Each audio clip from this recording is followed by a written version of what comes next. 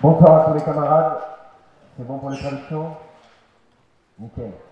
Bonsoir à tous les camarades. Je vais commencer par un élément de l'intervention que disait Antonio. Effectivement, la classe ouvrière est le sujet central qui peut être capable de stopper et défaire tous les dégâts que le capitalisme est en train de nous laisser et que les capitalistes sont en train de nous laisser. Marine a très bien expliqué aujourd'hui l'ampleur du réchauffement climatique, la responsabilité de cette caste de parasites qui aujourd'hui a le privilège de diriger la société. Nous, on affirme avec les camarades de la tendance pour une internationale révolutionnaire. Sans une révolution, sans la prise du pouvoir par les exploités et les opprimés, il n'y a pas de solution à la crise climatique.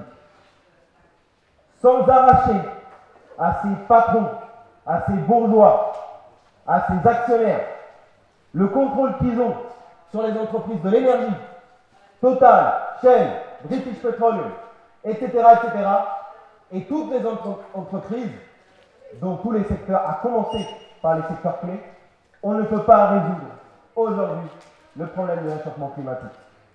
Sans une révolution, on ne peut pas répondre à cet enjeu, qui est l'enjeu, tout le monde le dit, même les organisations et les institutions bourgeoises, l'enjeu de l'humanité dans son ensemble. Mais comme l'a bien expliqué Marine et les camarades ici présents, les responsables, ce n'est pas l'humanité dans son ensemble. Ce n'est pas du petit travailleur jusqu'au bourgeois. Mais c'est bien ceux et celles qui aujourd'hui organisent la production pour leurs intérêts et pour les lois du profit. Le réchauffement climatique, les camarades, effectivement, le GIEC, tout le monde a entendu parler du GIEC, de ces rapports qui sont annuels. Le GIEC existe depuis très longtemps, mais c'est devenu à la mode maintenant depuis quelques années, et il nous éclaire sur des choses qui sont pertinentes. Si d'ici au rythme actuel, d'ici 2030, on va dépasser le seuil des 1,5 degrés Celsius.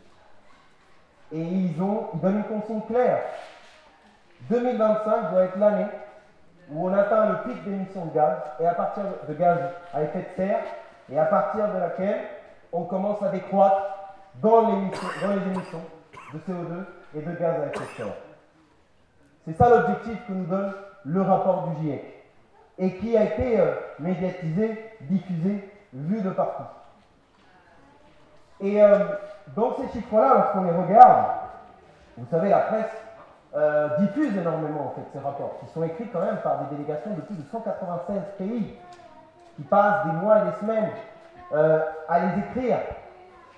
Vous avez un élément qui est toujours mis en avant, systématiquement par la presse, qui essaye de souligner le caractère irréversible de si jamais on venait à dépasser ce seuil, qui veut toujours mettre le mot alerte, urgence, la gravité, et qui, dans les plateaux télé, en fait, rentre dans les détails.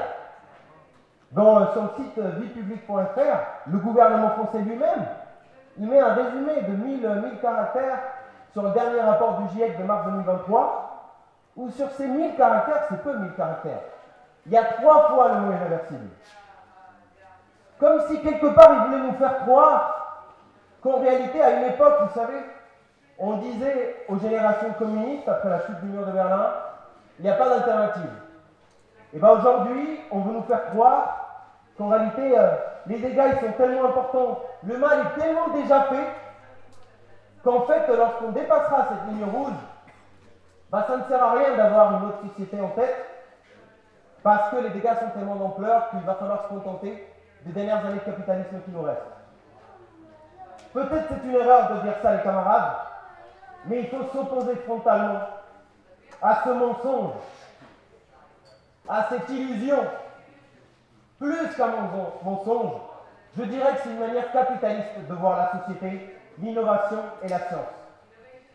Parce que lorsqu'on dit que la classe ouvrière est la seule capable aujourd'hui de faire la révolution et de défaire tous les dégâts que les capitalistes veulent nous léguer, on ne dit pas uniquement ça parce que nous sommes la classe qui a les meilleures armes pour mettre fin à l'oppression et à l'exploitation.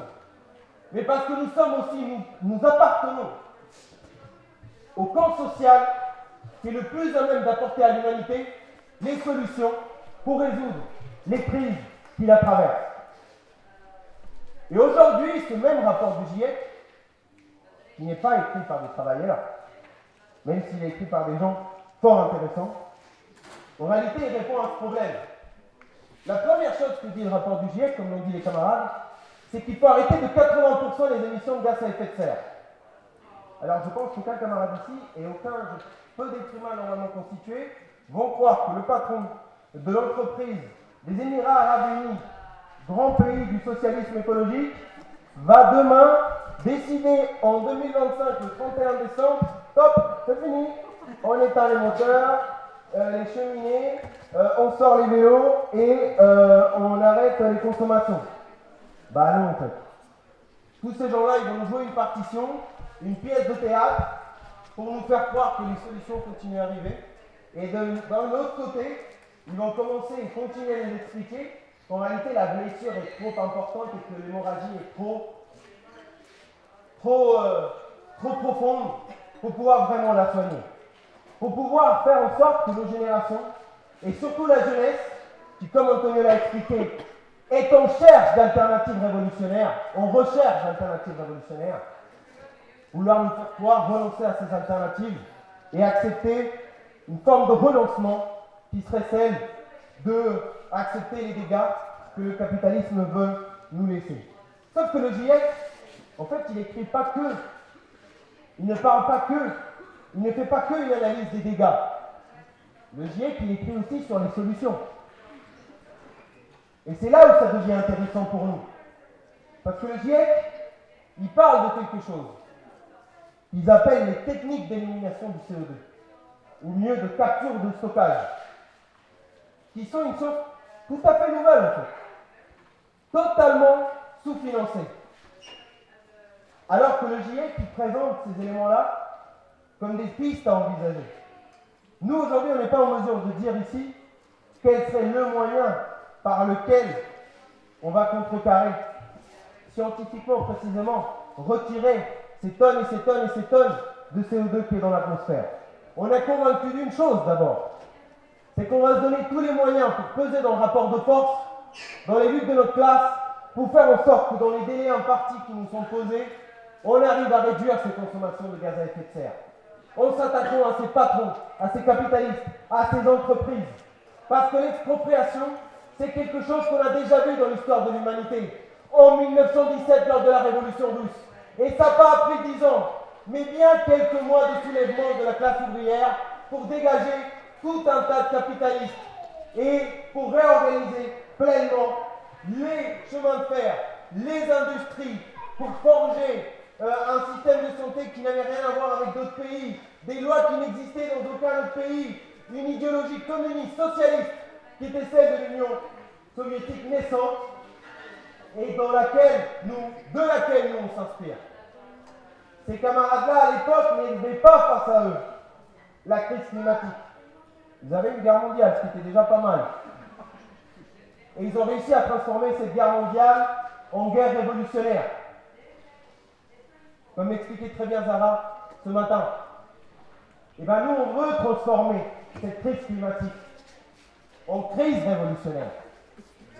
Et on veut faire payer à ceux qui nous ont mis, à notre génération, cette crise face à nous, et qui nous ont obligés à y répondre, à y chercher les solutions. Et on en est convaincus. Alors effectivement, le GIEC parle de ces techniques. Et dans ces techniques, il y a des choses en fait qui ne sont pas des innovations de malades. Il y a un truc qui s'appelle la réforestation, par exemple. Il donne un chiffre très simple. Il suffirait de planter des arbres sur une superficie équivalente à 2 fois la taille de l'Inde pour, sur quelques années, arriver à stocker des quantités considérables de CO2 parce que les arbres, naturellement, stockent du CO2. Et bien, en réalité, qu'est-ce qui nous empêche aujourd'hui de le faire si ce n'est la propriété privée de ces terres que les capitalistes gardent pour produire des choses dont on pourrait produire totalement différemment. On pense à l'agroalimentaire, on pense aux énormes terrains qu'ils occupent pour leurs hôtels, pour leurs vacances, pour leurs énormes maisons, pour leurs bases militaires, pour leurs bases d'entraînement et bien d'autres exemples. Le GIEC évoque aussi tout un tas de technologies, y compris, ils prennent l'exemple aujourd'hui d'aspirateurs capables de retenir du CO2 dans l'atmosphère, de le stocker au sous-sol. Sauf qu'aujourd'hui, quel est le souci? C'est que parmi toutes ces innovations, on a ces éléments-là, ce que dit le GIEC, c'est qu'ils sont sous-financés. C'est des nouvelles technologies sur lesquelles il faudrait encore énormément creuser. Qui ici peut avoir un doute sur la capacité de l'humanité à inventer des choses totalement incroyables, surprenantes, hallucinantes?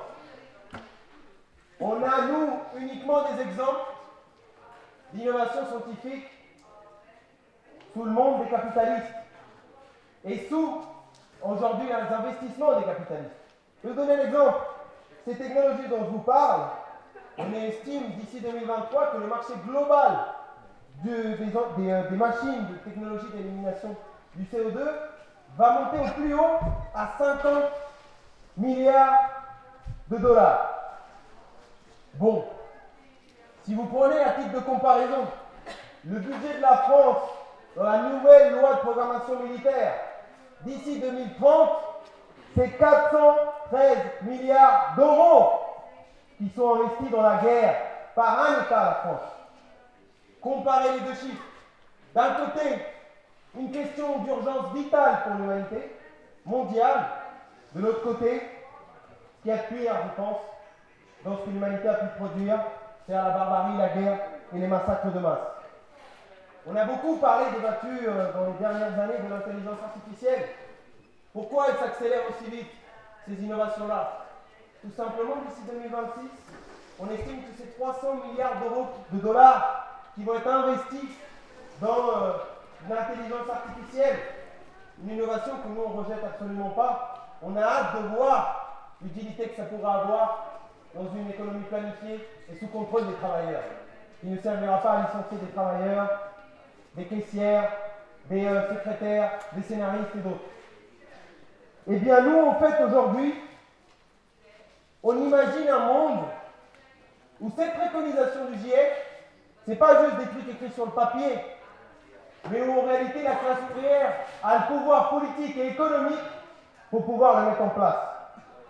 Où ce ne sont pas des patrons qui détiennent le pactole et les moyens et qui décident où va le pognon, mais où ce sont des travailleurs et des travailleuses de la jeunesse qui eux-mêmes organisent cette production, qui eux-mêmes ont les moyens, la richesse de ce que le camp social a produit, de ce que l'humanité a pu inventer pour le mettre au service des défis qui aujourd'hui sont face à nous. Et aujourd'hui, le seul système à même de répondre à ça, c'est le communisme. Ce système où les travailleurs prennent le pouvoir par une révolution qui, oui, sera violente, qui, oui, sera massive, qui, oui, sera des processus d'émeute, de grève générale, de révolte, de manifestation de masse. Et c'est pour ça que nous militons aujourd'hui. Mais une fois qu'on a dit ça, les camarades, on veut la révolution, on veut la prise du pouvoir. On est convaincus que les périodes, les années qui sont devant nous, vont être des périodes de révolution, de crise révolutionnaire, de tentative de prise de pouvoir.